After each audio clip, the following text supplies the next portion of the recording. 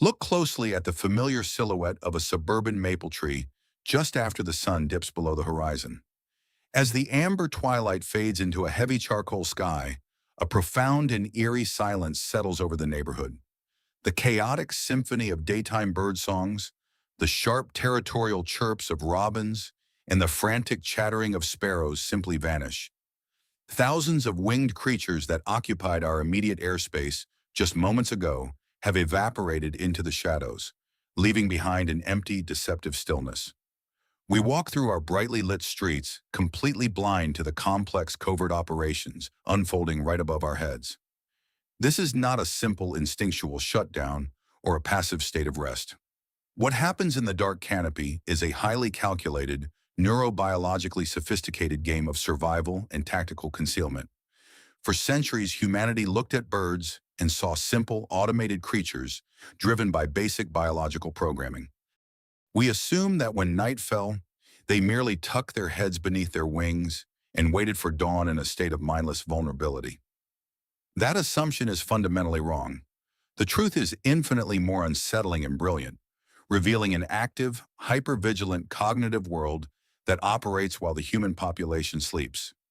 In the deep, suffocating darkness of a pine forest or the rusted scaffolding of an industrial warehouse, birds are deploying evolutionary defense mechanisms that challenge everything we know about animal consciousness. Consider the mallard duck resting at the edge of a black, glassy pond. To a casual observer, the duck appears entirely unconscious, its mottled brown feathers blending seamlessly into the mud.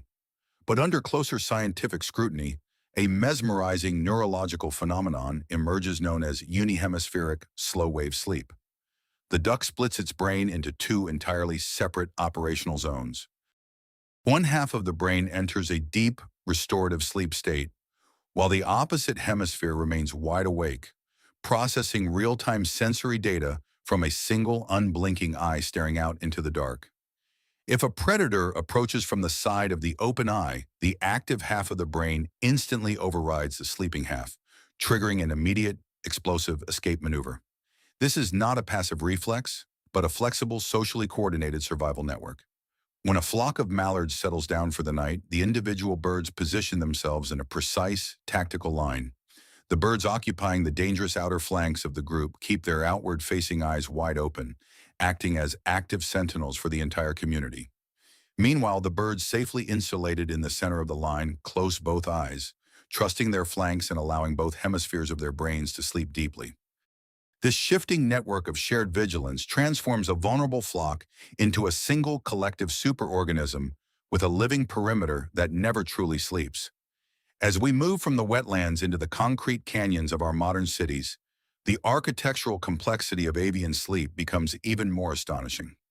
In the dead of winter, small songbirds like the black-capped chickadee face a brutal thermodynamic crisis every single night. A bird weighing no more than 3 copper coins must survive 12 hours of freezing temperatures with a metabolic engine that normally burns through energy at a terrifying rate. To survive, the chickadee undergoes a controlled, nightly descent into a state of profound torpor, intentionally dropping its core body temperature by 20 degrees. Its heart rate slows from a frantic daytime pace of 500 beats per minute down to a ghostly sluggish rhythm. Its tiny claws lock onto a rough pine twig through an automatic tendon reflex that requires zero muscular effort, hanging suspended on the edge of animation. Yet even in this deep metabolic freeze, the chickadee's brain remains a highly responsive surveillance device.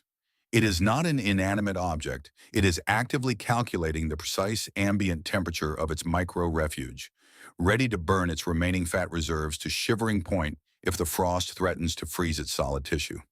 Nearby, a flock of crows gathers in an immense, chaotic winter roost numbering in the tens of thousands. They do not scatter randomly across the urban landscape. They select specific heat-radiating microclimates, nesting close to concrete brick walls, glowing stadium lights, and hot exhaust vents. This choice is a deliberate, learned exploitation of human infrastructure. These crows are utilizing a complex mental map of urban heat islands to conserve precious caloric energy. The complexity deepens when we look at the specialized sleeping chambers of woodpeckers and nuthatches. These birds do not sleep on exposed branches. They spend their nights inside deep, dark tree cavities that they have meticulously carved out using their heavy, chiseled beaks. Inside these wooden vaults, the air is insulated from the biting wind, creating a microclimate that can be several degrees warmer than the outside air. But these cavities are also potential death traps if a snake or a pine marten discovers the entrance hole in the middle of the night. To counter this threat, certain species of nuthatches engage in a remarkable form of chemical warfare. They collect toxic sticky resin from pine trees and plaster it around the entire perimeter of their cavity entrance. The foul-smelling, sticky barrier acts as a powerful deterrent, tangling the fur and scales of any nocturnal predator that attempts to crawl inside. The bird is not merely hiding, it is actively altering its physical environment with calculated foresight, demonstrating a level of ecological engineering that we rarely attribute to non-human minds. Every night is an intense, invisible chess match played against freezing temperatures, predatory owls, and the shifting dynamics of the urban landscape. The ordinary birds we ignore during our morning commutes are actually master tacticians of the dark, navigating a world of hidden perils with cognitive tools that are only now beginning to be understood by science. To enter the nocturnal world of the corvid is to step into a landscape of hyper-vigilance and profound social memory. While the chickadee fights its silent thermodynamic battle in the frost, the crows gathered in the towering skeletal branches of urban oaks are running a sophisticated cognitive program that extends far beyond immediate physical survival.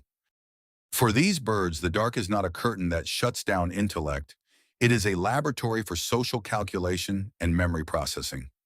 Field experiments have revealed that during the daytime, a crow will meticulously observe the movements of every human walking beneath its perch, mapping faces, paths, and behaviors with a level of detail that mirrors human surveillance. When night falls and the flock coalesces into a dense, rustling mass of black feathers, their brains do not simply turn off. Neurological monitoring suggests that during certain phases of avian sleep, their minds are actively consolidating information, running through episodic memories like a mental time travel machine that allows them to replay past human encounters frame by frame. This cognitive processing explains a phenomenon that has baffled urban researchers for decades: the transmission of a grudge across generations without a single word being spoken. If a human wearing a specific, distinct mask captures or threatens a crow during the day, that individual crow will store the precise visual parameters of that face in its long-term memory. During the subsequent nights as the crow rests in the communal roost, a fascinating transfer of information occurs. Through subtle, low-frequency vocalizations, body posture adjustments, and specific alarm calls echoed into the damp night air, the collective flock is alerted to the threat. When dawn breaks, crows that were miles away from the initial encounter, and some that were not even born when the event occurred, will immediately recognize, target, and mob the human wearing that specific mask. The communal night roost acts as a living, breathing database, a dark academy where survival data is analyzed, cataloged, and passed down as a permanent cultural legacy.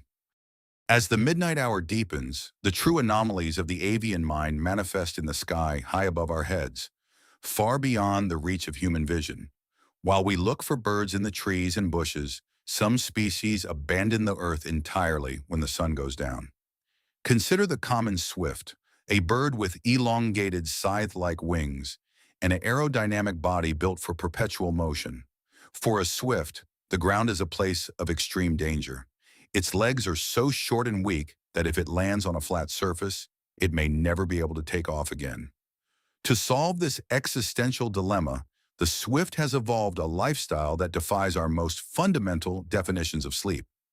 As darkness blankets the continents, flocks of swifts ascend into the stratosphere, rising thousands of feet into the cold, thin air, until they are nothing but microscopic specks floating against the stars. Up in this vast, empty vacuum, suspended between the clouds and outer space, the swifts engage in an extraordinary aerial ballet of sleep flight. Using a highly refined variation of unihemispheric slow-wave sleep, they shut down one half of their brain while the other half manages the micro adjustments of their feathers against the changing wind currents.